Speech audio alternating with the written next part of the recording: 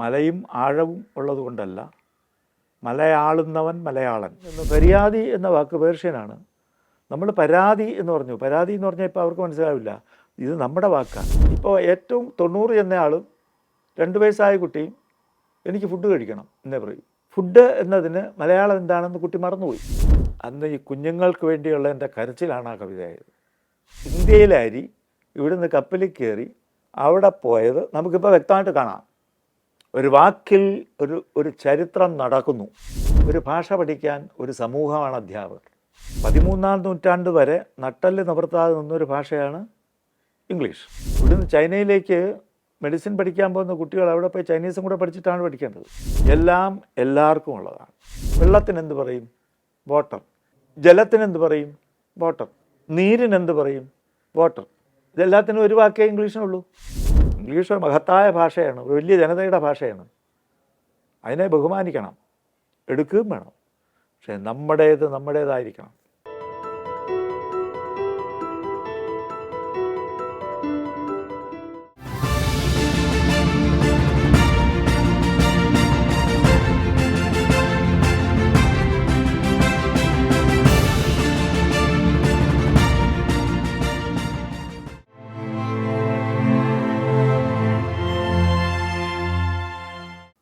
ഇത് മലയാള നാടാണ്, മലയാളൻ്റെ നാടാണ് എന്നാണ് പഴയ പറച്ചിൽ. മലയും ആഴവും ഉള്ളതുകൊണ്ടല്ല, മലയാളുന്നവൻ മലയാളൻ. മലയാളുന്നവൻ്റെ ഭാഷ, നാട് മലയാള നാട്, മലയാള നാട്ടിലെ ഭാഷ മലയാള ഭാഷ. അങ്ങനെയാണ് എടുക്കേണ്ടത്. ഈ ഭാഷയ്ക്കുള്ളിൽ വന്നു ചേർന്ന ഒരുപാട് സംസ്കാരങ്ങളുണ്ട്, ഒരുപാട് മൊഴികളുണ്ട്. ഈ മൊഴികളോടുകൂടി തന്നെ ഈ ഭാഷയുടെ പുഴ എത്രയോ നൂറ്റാണ്ടുകളായി ഒഴുകിക്കൊണ്ടിരിക്കുന്നു. ശരിക്കും പറഞ്ഞാൽ 2000 വർഷത്തിൻ്റെയെങ്കിലും ഒഴുക്ക് നമുക്ക് നേരിട്ട് കാണാം. ഇത്രയും കാലം ഒഴുകിയത് ഇവിടുത്തെ എല്ലാ ജനതകളുടെയും ഉച്ചാരണങ്ങൾ, അവരുടെ വാക്കുകൾ, അവരുടെ ആചാരങ്ങൾ, അവരുടെ വിശ്വാസങ്ങൾ, അവരുടെ ജീവിതശൈലികൾ, അവരുടെ ഉയർച്ച താഴ്ചകൾ, ഇതിനെല്ലാം വെച്ചുകൊണ്ടാണ്. അതായത് ഇത്രയും കാലം ജീവിച്ച മനുഷ്യരുടെ ഉച്ചാരണമാണ് നമ്മുടെ ഭാഷ.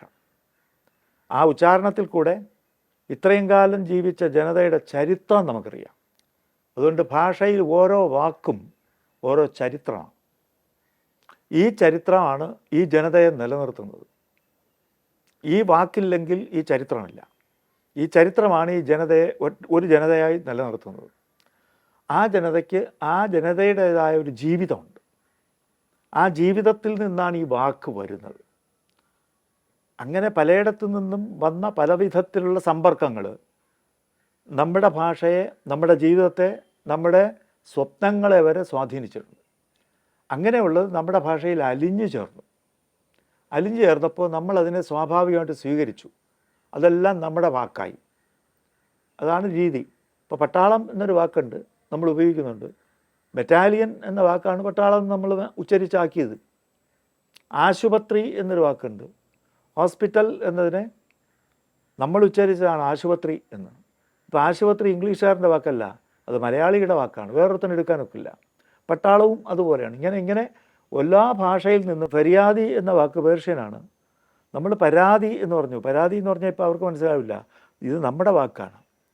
ഇതാണ് സർഗപരമായി, സൃഷ്ടിപരമായി ജീവിക്കുന്ന, ചൈതന്യവത്തായി ജീവിക്കുന്ന ഒരു സമൂഹം ചെയ്യുന്നത്. എവിടുന്ന് ഏത് വാക്ക് വന്നാലും, ഏതാശയം വന്നാലും നമ്മളെടുത്ത് നമ്മളതിനെ പാകം ചെയ്ത് നമ്മുടേതാക്കി എടുക്കുമ്പോൾ അത് നമ്മുടെയും കൂടെ സംസ്കാരമായി. എല്ലാ ഭാഷയും ഇത് ചെയ്യുന്നുണ്ട്. അതുകൊണ്ട് ഒരു ഭാഷയും തനിയല്ല, തീർച്ചയായിട്ടും. പക്ഷേ നാം നമ്മുടേതായിരിക്കുമ്പോൾ നമ്മുടേതായൊരു ശൈലിയുണ്ട്. ആ ശൈലി നിലനിർത്തുന്നിടത്തോളമാണ് നമുക്ക് ഉള്ളത്. അതുകൊണ്ട് ഇപ്പോൾ മലയാളമായിരിക്കണമെങ്കിൽ മലയാളിയുമായിരിക്കണം. അപ്പം നമുക്ക് നമ്മുടെ ദേശത്തിൻ്റെ സംസ്കാരം, ദേശത്തിൻ്റെ പാരമ്പര്യം, ദേശത്തിൻ്റെ സ്വഭാവം, ജനതയുടെ ജീവിതവൃത്തി, ഇതെല്ലാം കുറച്ച് തനതായിരിക്കണം. തനതായാലേ പറ്റൂ. ഇപ്പോൾ ഒരു മാവിൻ്റെ വിത്ത് മുളയ്ക്കുന്നു, അത് മുളച്ച് വളരുന്നു. ആ ഏത് വിത്തിൻ്റെയാണോ ആ വിത്തിൻ്റെ തന്നെയാണ് ഇലയും പൂവും കായും തടിയും. അതിന് നമ്മൾ വേറെ ഒരുപാട് വളമിടുന്നു. ഈ വളം എല്ലാം അതെടുത്തിട്ട് ആ മാവിൻ്റെ രുചിയും മാവിൻ്റെ നിറവും മാവിൻ്റെ ഇലയുടെ തരവും അതിൻ്റെ മണവും ഒക്കെ ആയിട്ടാണ് പുറത്തു വരുന്നത്. നമ്മളിടുന്ന ചാണകമായിട്ടല്ല ഇത് വരുന്നത്. ഒരു സംസ്കാരം അതുപോലെയാണ്. വെളിയിൽ നിന്നൊരു വാക്കെടുത്താൽ ആ ചാണകം നമ്മൾ എടുത്തിട്ട് നമ്മുടെ വായിൽ നിന്ന് വരുമ്പോൾ അത് ചാണകം പോലെ ഇരിക്കുള്ളൂ. അങ്ങനെ മലയാളിക്ക് ഇങ്ങനെ ഒരുപാട് കുഴപ്പങ്ങളുണ്ട്. ഇപ്പോൾ മറ്റ് ഭാഷയെ സ്വീകരിക്കാം, ആദരിക്കണം, സ്വീകരിച്ചിട്ട് നമ്മൾ എടുക്കണമെങ്കിൽ നമ്മുടേതാക്കണം, നമ്മുടേത് മറന്നും പോകരുത്. ഇപ്പോൾ ആളുകൾക്ക് മാറിപ്പോയി. ഇപ്പോൾ ഏറ്റവും 90 എന്ന ആളും 2 വയസ്സായ കുട്ടിയും എനിക്ക് ഫുഡ് കഴിക്കണം എന്നേ പറയും. ഫുഡ് എന്നതിന് മലയാളം എന്താണെന്ന് കുട്ടി മറന്നുപോയി. അന്നമാണ്. അന്നത്തിൻ്റെ വാക്ക് സ്വന്തമില്ല എന്നൊരു തോന്നലൊരു കുട്ടിക്ക് വരുമ്പോൾ എനിക്ക് സ്വന്തമല്ല എന്ന് തോന്നും. ആ കുട്ടി നമുക്ക് സ്വന്തം വാക്കുപോലുമില്ല എന്ന് ചിന്തിക്കേണ്ടി വന്നാൽ അതിൻ്റെ അർത്ഥം ആ കുട്ടി അപകൃഷ്ടനാണെന്നാണ്. അപകർഷതാബോധം ഉണ്ടാവും. അപകർഷതാബോധം ഉണ്ടായാൽ അവന് മനോബലം ഉണ്ടാവില്ല, ചിന്താസ്വാതന്ത്ര്യം ഉണ്ടാവില്ല, അവൻ്റെ വ്യക്തിത്വം പോവും, അവൻ മറ്റുള്ളതിന് അടിമയാവും. അങ്ങനെ ഒരു ജനത അടിമയായി ജീവിക്കണമോ ഉടമയായി ജീവിക്കണമോ എന്ന് നമ്മൾ ചിന്തിക്കണം. നമ്മൾ ഭാഷാപരമായിട്ട് നമ്മുടെ ജീവിതം ജീവിക്കണം എന്നാണ് എൻ്റെ അർത്ഥം. നമ്മുടെ ജീവിതം ജീവിക്കുമെങ്കിൽ തീർച്ചയായിട്ടും നമ്മുടേതായ വാക്കുണ്ടാവും. എല്ലാ വാക്കിനെയും എടുത്ത് സ്വാംശീകരിക്കാൻ നമ്മളെ കൊണ്ട് സാധിക്കും. ഏത് സംസ്കാരത്തിനെയും സ്വീകരിക്കാനും ബഹുമാനിക്കാനും നമുക്ക് സാധിക്കും. നമ്മൾ പല സംസ്കാരങ്ങളെയും മോശമെന്ന് പറഞ്ഞ് കളയുന്നു, ചിലതിനെ പുതിയ ഫാഷൻ എന്ന് പറഞ്ഞ് സ്വീകരിക്കുന്നു. ഇതാണ് കുഴപ്പം. ഇപ്പം ഞാനൊരു ഇവിടുത്തെ ഒരു സസ്യാഹാര ഹോട്ടലിൽ ആഹാരം കഴിക്കാൻ പോയാൽ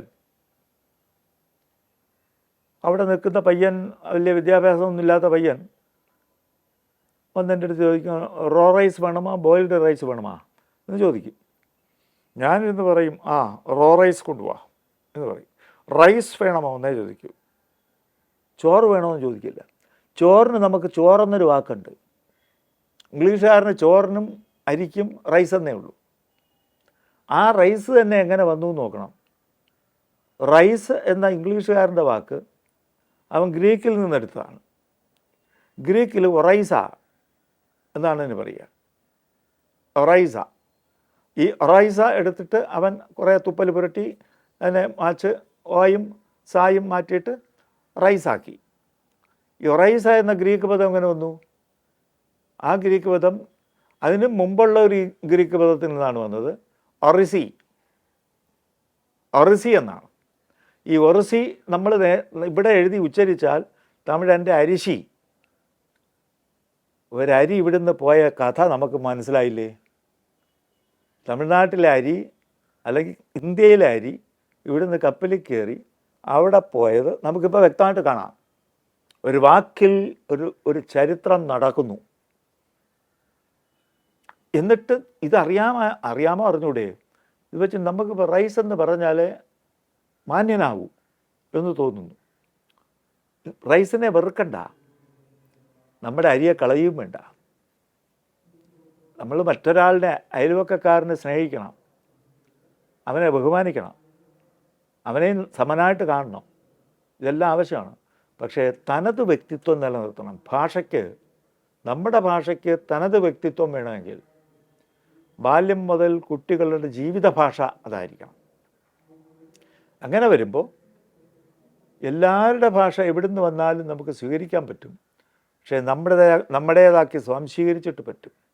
നമ്മുടെ തനത് ജീവിതം എന്ന് പറയുന്നത് കളയുമ്പോൾ നമ്മൾ ലോകത്തെല്ലാവർക്കും അടിമ ആയിട്ട് വരും. കുറച്ച് കഴിയുമ്പോൾ ഈ ഭാഷയും ഈ ജനതയും ആരുമല്ലാതാവും. ലോകത്ത് വാനിഷിംഗ് ലാംഗ്വേജസ് ഒരുപാടുണ്ട്. ഓസ്ട്രേലിയയിൽ 650 ഭാഷകൾ നശിച്ചു. ഇപ്പോൾ ആ ജനതയില്ല, ജനത വേറെ ഏതോ ആയി. അമേരിക്കയിൽ 1780 ഭാഷകളെങ്കിലും ഉണ്ടായിരുന്നു. ഇപ്പോൾ 10 ഭാഷയെങ്ങാണ്ട് അതിൽ മിച്ചമുള്ളൂ, ബാക്കിയെല്ലാം നശിച്ചു. ഇവിടുന്ന് പോയ അധിനിവേശമാണ് ഇംഗ്ലീഷ്, സ്പാനിഷ് അധിനിവേശമാണ് അതിന് കാരണം. ഐറിഷ് ജനതയുടെ സ്വന്തം ഭാഷ നഷ്ടപ്പെട്ടു, ഇപ്പോൾ അവർ തിരിച്ചെടുക്കുന്നു. ഇതിൻ്റെയൊക്കെ കഥകൾ നമുക്കറിയാം. വേറൊന്നുമില്ല, നമ്മൾ ചിന്തിക്കുന്നവരും ജീവിക്കുന്നവരും ഒരു ജനതയായി കഴിയണം എന്ന ആഗ്രഹമുള്ളവരുമാണെങ്കിൽ നമ്മുടെ ജീൻ ബലം നമ്മൾ നിലനിർത്തും. അതിന് ഈ ഭാഷയെപ്പോലെ കരുത്ത് വേറൊരു ഭാഷയ്ക്കില്ല എന്ന് അറിയുകയും വേണം. മറ്റൊരു ഭാഷയ്ക്ക് എത്രയുണ്ടെന്ന് എനിക്കിപ്പോഴും അറിഞ്ഞുകൂടാ. എൻ്റെ അറിവിൽ ലോകത്ത് പല ഭാഷകളോടും കിടനിൽക്കാനോ അതിൻ്റെ മുകളിൽ നിൽക്കാനോ കഴിയുന്ന ഒരു ഭാഷയാണ് മലയാളം.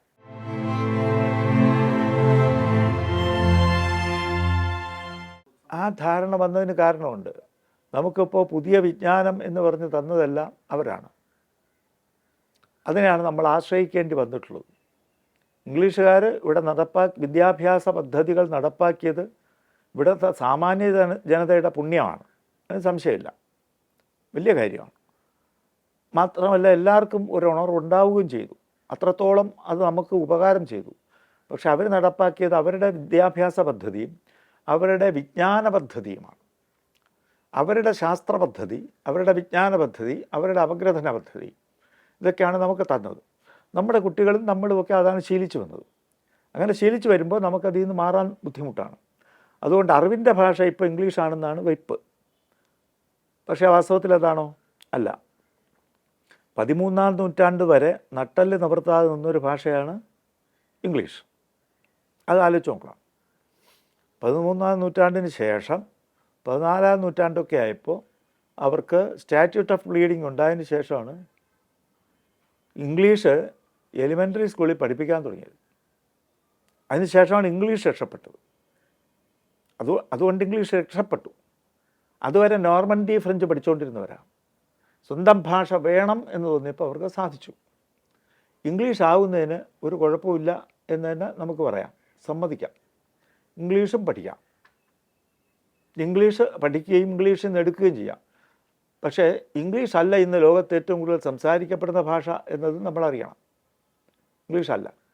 ജ്ഞാനപദ്ധതികൾ പലതും ഇംഗ്ലീഷിലേക്ക് മാറ്റപ്പെട്ടതാണ്. നേരത്തെ ഫ്രഞ്ചിലായിരുന്നു, ജർമ്മനിയിലുണ്ടായിരുന്നു. ഇപ്പോൾ ജപ്പാൻകാർ അവൻ്റെ ഭാഷയിലേ പഠിക്കുന്നുള്ളൂ, ചൈനക്കാരൻ അവൻ്റെ ഭാഷയിലേ പഠിക്കുന്നുള്ളൂ.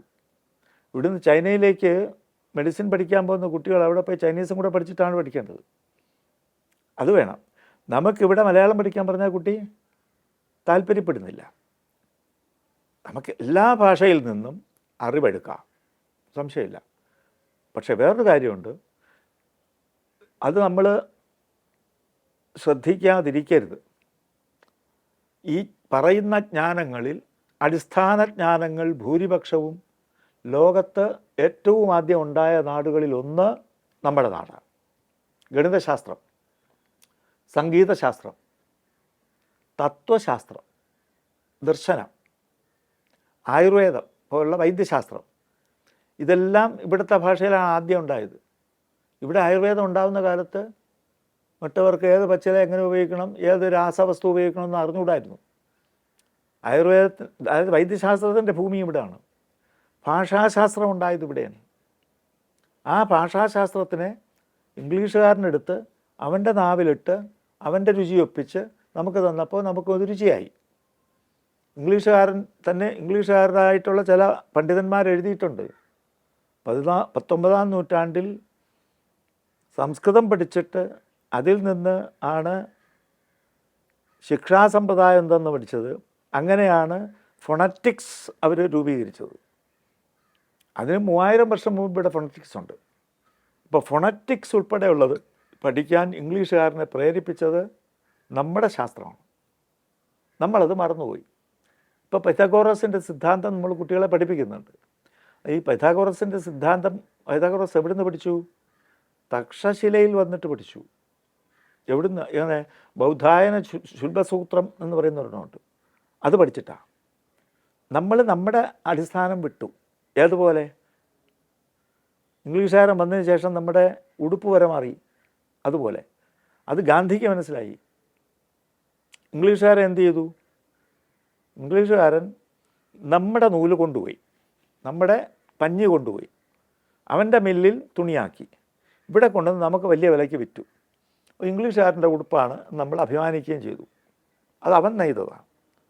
ആരുടെയാണ് വിദ്യ? ആരുടെയാണ് അടിസ്ഥാന സാധനം? ഇവിടുത്തെ മിക്കവാറും എല്ലാ സാധനങ്ങളും, റൈസ് പോയ പോക്കുണ്ടില്ലേ, അരിശി ഇവിടുന്ന് പോയിട്ട് ഒറസിയായി റൈസായി തിരിച്ചു വന്നു. അതുപോലെ പല വിജ്ഞാനങ്ങളും നമ്മുടെ ഇവിടുന്ന് ഇങ്ങനെ പോയതുപോലെ അവൻ്റെ ഇവിടുന്ന് പലതും ഇങ്ങോട്ട് വന്നിട്ടുണ്ട്. ഇത് ലോകം അങ്ങോട്ടും ഇങ്ങോട്ടും സമ്പർക്കം പുലർത്തുമ്പോൾ ഉണ്ടാകുന്ന പരസ്പരമുള്ള ആദാനപ്രദാനങ്ങളാണ്. അത് വേണം, അത് നിലനിൽക്കും. അങ്ങനെയാണ് ഭാഷ വളർന്നത്, കഥ വളർന്നത്, ഇതിഹാസം വളർന്നത്, എല്ലാം വളർന്നത്.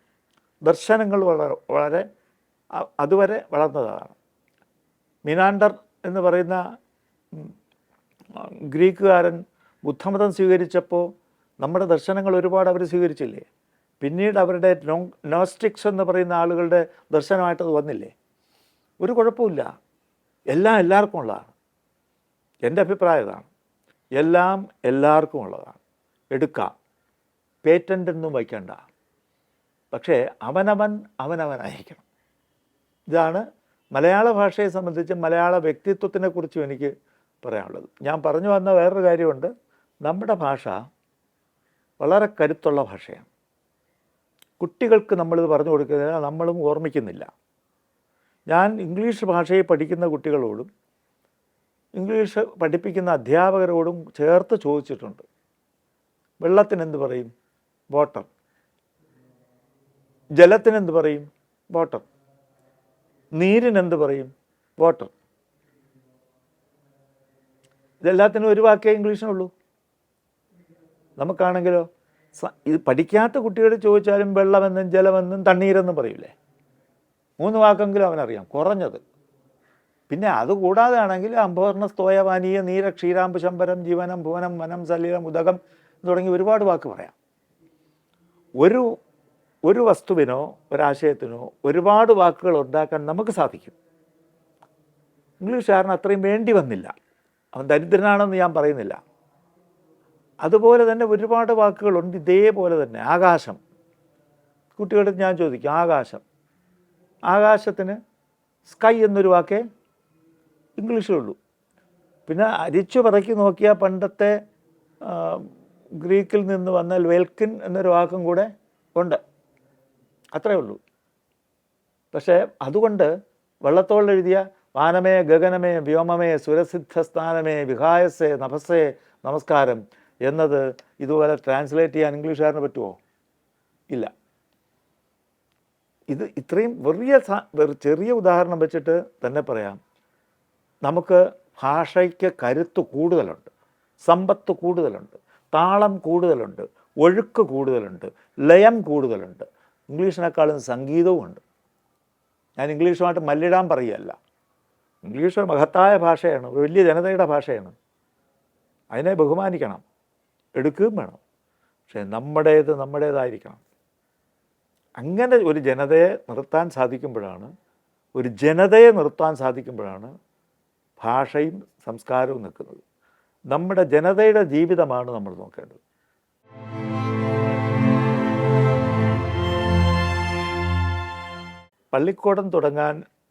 വാസ്തവത്തിൽ പള്ളിക്കൂടം തുടങ്ങാനുള്ള ആശയം എന്നിൽ ഉദിപ്പിച്ചത് വയനാട്ടിലാണ്.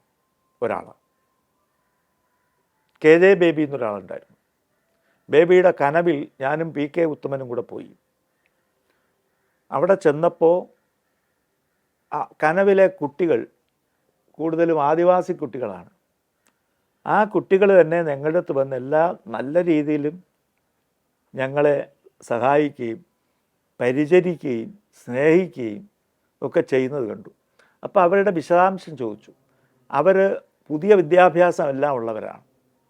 ഇംഗ്ലീഷും പഠിക്കുന്നുണ്ട്, മലയാളം പഠിക്കുന്നുണ്ട്, വേറെ ചിലർ തമിഴും പഠിക്കുന്നുണ്ട്, അതെല്ലാം ഉണ്ട്. പുതിയ ആധുനിക വിദ്യകൾ TV വരെ കാണുന്നുണ്ട്, എല്ലാം ഉണ്ട്. പക്ഷേ അവർക്ക് കിളികളോടും കാറ്റിനോടും ബന്ധമുണ്ട്, മണ്ണിനോട് ബന്ധമുണ്ട്. അവർക്ക് നീന്താൻ അറിയാം, വെട്ടിക്കളയ്ക്കാൻ അറിയാം, ചെടികളെ കണ്ടാൽ അറിയാം, അവരോട് സംസാരിക്കാനറിയാം. അങ്ങനെയാണ് ഈ കുഞ്ഞുങ്ങൾ വളരുന്നതെന്ന് ഞാൻ കണ്ടു. അതാണ് വളർച്ച. ആ കുഞ്ഞുങ്ങളുടേതാണ് ശരിയായ വിദ്യാഭ്യാസം. അപ്പം ഞാൻ അന്നേ ബേബിയോട് പറഞ്ഞു, എനിക്കിപ്പോൾ തോന്നുന്നു നമുക്ക് LP UP സ്കൂളും LKG UKG അല്ല വേണ്ടത്, ബാലഗ്രാമങ്ങളാണ്. അന്ന് പറഞ്ഞതാണ്. കുട്ടികളിങ്ങനെ ഒരുമിച്ച് കൂടുകയും പ്രകൃതിയുമായി ചേരുകയും മനുഷ്യരുമായിട്ട് കൂടുതൽ ബന്ധപ്പെടുകയും എല്ലാ കാര്യങ്ങളും സ്വയം ശീലിക്കുകയും ചെയ്തു വരുമ്പോൾ അവർക്കുണ്ടാകുന്ന പ്രായോഗിക ജീവിതാനുഭവത്തിൽ നിന്നും സംസ്കാരത്തിൽ നിന്നും അവരുടേതായ അറിവും ബോധവും ഒപ്പം വചനവും വരും. ഇതാണ് കാര്യം. അപ്പം ഞാനിങ്ങനെ ഇത് ഇടയ്ക്ക് MP വീരേന്ദ്രകുമാറുമായിട്ട് സംസാരിച്ചു. അപ്പോൾ അദ്ദേഹം പറഞ്ഞു, അത് നല്ലൊരാശയമാണ്, സുധൻ നായർ തുടങ്ങൂ എന്നൊക്കെ പറഞ്ഞു. ഞാൻ ചെയ്യാതിരുന്നു, ഉണ്ടാതൊക്കെ ഇരുന്നു. അപ്പോൾ വേറെ ചിലർ വന്നിട്ട് അവർക്ക് കലണ്ടർ ഉണ്ടാക്കണം, സ്പോൺസറെ പിടിക്കണം എന്നൊക്കെ പറഞ്ഞു വന്നു. കലണ്ടറും സ്പോൺസറും ഒക്കെ ഉണ്ടാക്കണമെന്ന് പറഞ്ഞു ഞാൻ കുറേ കാര്യങ്ങളൊക്കെ സഹായിച്ചു കൊടുത്തു. കുറച്ച് കഴിഞ്ഞപ്പോൾ ഇങ്ങനെ ഞാൻ പറഞ്ഞു, ഇങ്ങനെ ഒരെണ്ണം തുടങ്ങിയാലോ. അപ്പോൾ അവരോട് ശരിയാണ്, പള്ളിക്കൂടത്തിൽ അല്ല ഈ സ്കൂളിൽ പോയാൽ മലയാളം വായിക്കാൻ അറിയാത്ത കുട്ടികളുണ്ട്, എൻ്റെ മകളുമൊക്കെ അങ്ങനെയാണ്. ഞാൻ പറഞ്ഞു, എന്നാൽ ഒരെണ്ണം തുടങ്ങിയാൽ നിങ്ങൾ പ്രവർത്തിക്കുമോ എന്ന് ചോദിച്ചു. പ്രവർത്തിക്കാം. അങ്ങനെയാണ് അത് ആരംഭിക്കുന്നത്. ആരംഭിക്കുമ്പോൾ വീരേന്ദ്രകുമാർ തന്നെ എന്നോട് പറഞ്ഞിരുന്നു, ഒരിക്കലും ഇത് ലാഭേച്ഛയുള്ളതാവരുത്. ഞാൻ പറഞ്ഞു, എനിക്ക് ജീവിതത്തിൽ അങ്ങനെ ഒരു ലക്ഷ്യമില്ല, ജീവിതത്തിൽ ഇതുവരെ ഉണ്ടായിട്ടില്ല. പിന്നെ വേറൊന്ന്, വയസ്സാം കാലത്ത് ഈ കുഞ്ഞുങ്ങളെ കാണാം, അങ്ങനെ ഒരു ലാഭം, കുഞ്ഞുങ്ങളുടെ അടുത്ത് പെരുമാറി അവരുടെ കൂടെ കളിച്ച്, അത്രയും ലാഭം ഞാൻ എടുക്കും, സുഖം. ഞാനും എൻ്റെ ഭാര്യയും കൂടെ ചേർന്നാണ് കൂടുതൽ സമയം ഇതൊക്കെ ചെയ്ത് നമ്മുടെ പൈസയൊക്കെ ചിലവാക്കി ഒക്കെ ചെയ്തു വന്നു. കുറച്ച് അതിനൊരു ട്രസ്റ്റ് ഉണ്ടാക്കി. ആ ട്രസ്റ്റ് ഉണ്ടാക്കി പിന്നെ എല്ലാവരെയും വിളിച്ചു വരുത്തി പുതിയ പുതിയ പദ്ധതികളൊക്കെ കൊണ്ടുവന്നത്. അതാണ് കുട്ടികളെ പാടത്ത് കൊണ്ടുപോവുക, പണി ചെയ്യുന്നവരുടെ അടുത്ത് കൊണ്ടുപോവുക, അവരെ കൊണ്ട് ജോലി ചെയ്യിക്കുക, കളിപ്പിക്കുക, എല്ലാം. മത്സരമില്ല, പരീക്ഷയില്ല, സിലബസ് ഇല്ല. അങ്ങനെയാണ് തുടങ്ങിയത്. MD ഞാൻ ക്ഷണിച്ചനുസരിച്ച് ഇവിടെ വന്നു. ഞാൻ പറഞ്ഞതനുസരിച്ച് അദ്ദേഹം ഒരു ഭാഷാപ്രതിജ്ഞ എഴുതി. എൻ്റെ തന്നെ ഞാൻ പേനെടുത്ത് കൊടുത്ത് എഴുതി. ആ എഴുതിയത് ഞാൻ തന്നെ മുഖ്യമന്ത്രിക്ക് സമർപ്പിച്ച് അത് ഔദ്യോഗിക ഭാഷാപ്രതിജ്ഞയായിട്ട് അംഗീകരിപ്പിച്ചു. അദ്ദേഹം മുഖ്യമന്ത്രി അതിന് സന്നദ്ധനായി വളരെ കാര്യമായിട്ട് ചെയ്തു. പിന്നീട് അത് ഞാൻ തന്നെ ഫലകമാക്കി സെക്രട്ടേറിയറ്റിൽ കൊടുത്തു. സെക്രട്ടേറിയറ്റിൽ ദർബാർ ഹാളിൽ മുഖ്യമന്ത്രി അത് അനാച്ഛാദനം ചെയ്യുകയും ചെയ്തു. ഞാനതിൽ നിന്ന് പിന്നെ മാറി, രാജിവെച്ചു. നമുക്കല്ലാതെ ലോകത്തോട് വല്ല വർത്തമാനം പറയുകയാണെങ്കിൽ ഇതുപോലെയൊക്കെ പറഞ്ഞുള്ള 2 വരി കവിത എഴുതി ജീവിച്ചോളാം എന്ന് വിചാരിച്ചു. എനിക്ക് വാസ്തവത്തിൽ എൻ്റെ പ്രാർത്ഥന, നമ്മുടെ കുഞ്ഞുങ്ങൾ, ഇവിടുത്തെ എല്ലാ കുഞ്ഞുങ്ങളും, ഒരവസരവും കിട്ടാത്ത കുഞ്ഞുങ്ങൾ വരെ, അവരിൽ ഒരുപാട് ശക്തിയുണ്ട്.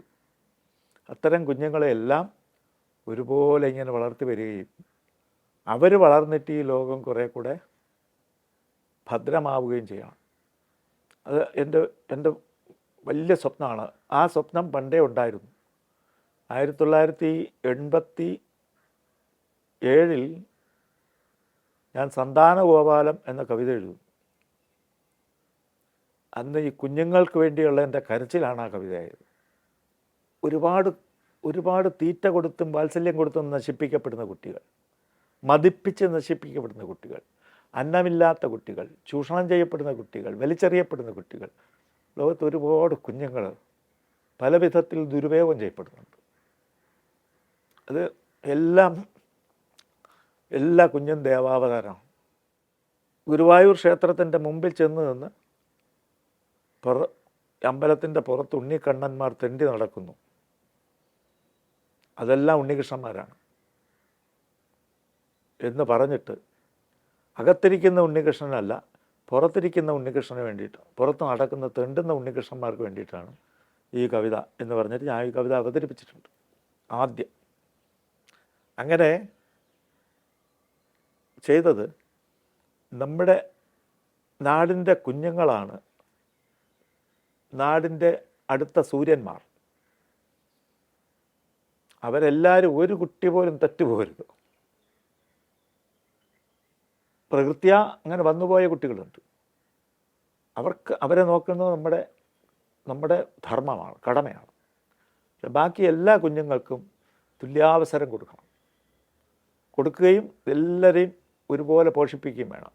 അവരിലുള്ള കറകൾ നീക്കി നല്ല വ്യക്തികളാക്കി അവരെ വളർത്തിയെടുക്കണം. അവരിൽ നല്ല പ്രതിഭകൾ വരും. ആ പ്രതിഭകൾക്ക് അടിമപ്പെടണം നമ്മൾ. ഇനി വരുന്ന പ്രതിഭകൾക്ക് അടിമയായിരിക്കാൻ എനിക്ക് സന്നദ്ധത വേണം. ഇതാണ് എൻ്റെ എപ്പോഴുമുള്ള പ്രാർത്ഥന. അങ്ങനെയാണ് ഞാൻ ചെയ്തത്. ഒരു നാടിൻ്റെ മുഴുവൻ ചൈതന്യവും തലമുറകളിലാണ്. അതുപോലെയാണ് ഭാഷയും. ഭാഷ അവർ തന്നെയാണ്. ഭാഷ അവർക്കുള്ളതാണ്. ഇവിടെ ചത്തുപോകാനുള്ളതല്ല. ഇതുവരെയുള്ള സംസ്കാരത്തിൻ്റെ മുഴുവൻ ഈ പേടകം, സ്വരപേടകമാണ് ഭാഷ. ആ ഭാഷയുടെ പേടകം അവർക്കുള്ളതാണ്. അവകാശികൾ അവരാണ്. അത് കൊടുക്കാൻ നമുക്ക് ബാധ്യതയുണ്ട്. ഇതാണ് ഞാൻ നോക്കുന്നത്. ഞാൻ മലയാളത്തിനെക്കുറിച്ച് പറഞ്ഞ വെറുതെ അല്ല. മലയാളത്തിന് ഇത്രയധികം പദകോശങ്ങളുണ്ട്. ഒരുപാട് വാക്കുകൾ അടുക്കി ഒതുക്കി പറയാം. നല്ല താളത്തിൽ പറയാം. തമിഴനെ പോലെ തന്നെ താളത്തിൽ നമുക്കും പറയാം. ഏറ്റവും കൂടുതൽ താളത്തിൽ പ്രയോഗിക്കാം. ഏറ്റവും കൂടുതൽ ഉച്ചാരണശേഷിയുണ്ട്. ഏറ്റവും കൂടുതൽ വർണ്ണശേഷിയുണ്ട്. ഇത്രയും വൈപുല്യമുള്ള ഒരു ഭാഷയെ ചവിട്ടി ഒതുക്കി കൊല്ലുക എന്ന് പറയുന്നത് ഏറ്റവും ബുദ്ധിമോശമുള്ള, ബുദ്ധിമാന്യം ബാധിച്ച ഒരു സമൂഹത്തിൻ്റെ സ്വഭാവമാണ്. നമ്മൾ അഹങ്കാരികളാണ്. ഞാൻ പറയാം, ഞാൻ ഉൾപ്പെടെ. നമുക്കെന്തോ അറിയാമെന്നും നമ്മൾ ഇന്നതൊക്കെ ചെയ്താൽ ഇന്നതാകുമെന്നും ഒക്കെ അത് നമ്മൾ പൊങ്ങച്ചം കാണിക്കാം. ഈ മലയാളി പൊങ്ങച്ചം ഇല്ലാതാക്കണം.